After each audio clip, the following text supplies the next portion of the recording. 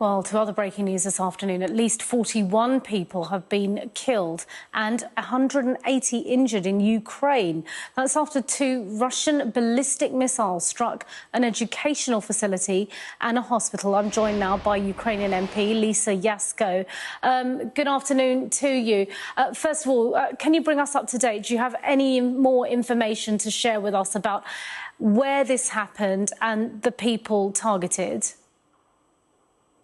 Well, unfortunately, these kind of attacks are happening every day, and just things that happened today in Poltava already has dozens of killed and injured people, including children. And today is a plenary day in the parliament, and we've heard about this news when we came to the work. And unfortunately, these tragedies happen every day. Yesterday was also a big attack on Kyiv and other cities. And yesterday was the beginning of the school year, and many children were going to the school, and simply, including my daughter, we couldn't sleep all night because Kyiv was attacked hugely. And you never know. It's very worrying that we still have such terrible attacks, and Russia needs to be stopped. But for that, we need more weapons. How do you feel about the lack of weaponry that is getting to Ukraine? I mean, and I say that in the context that, of course, Britain, the United States and other European nations have given a lot of weaponry and ammunition to Ukraine, but there are calls for more. Yes, and it's not only about the weaponry, it's also about certain international cooperation to stop those countries who continue trade with Russia, who continue trading with weapons, but also with different components that go to the weapon that Russia is producing.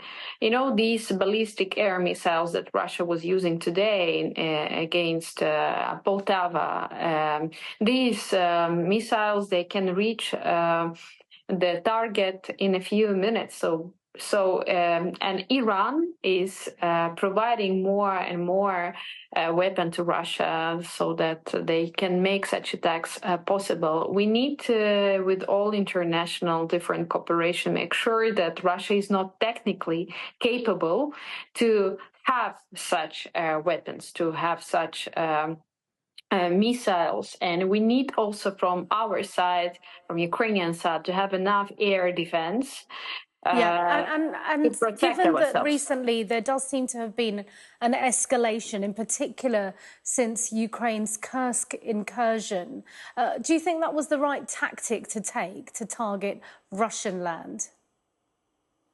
Well, you know, we have to protect our territorial integrity, and we know that Russia is using a lot of territory inside Russia to launch the missiles from that place.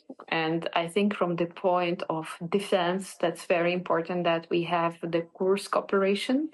We know that it exhausts Russia. It also shows the fragility of the Russian army.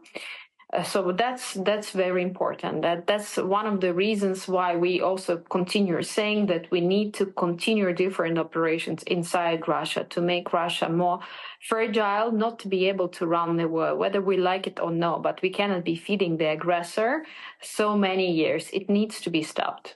And do you believe that you can continue to hold Kursk? I was speaking to another advisor to President Zelensky, saying that Ukraine intends to try and utilise Kursk in any kind of negotiations going forwards. But is Ukraine really able to even hold Kursk long enough for that to happen, especially given that winter is approaching? Well, the situation is very dynamic, but I think with our knowledge and the skills that our army currently has, and still with the resistance of Ukrainian people, we are capable. But for that, we need support, we need more cooperation. That's why we produce more weapons, we produce more drones, we produce more technical solutions, but it's never enough.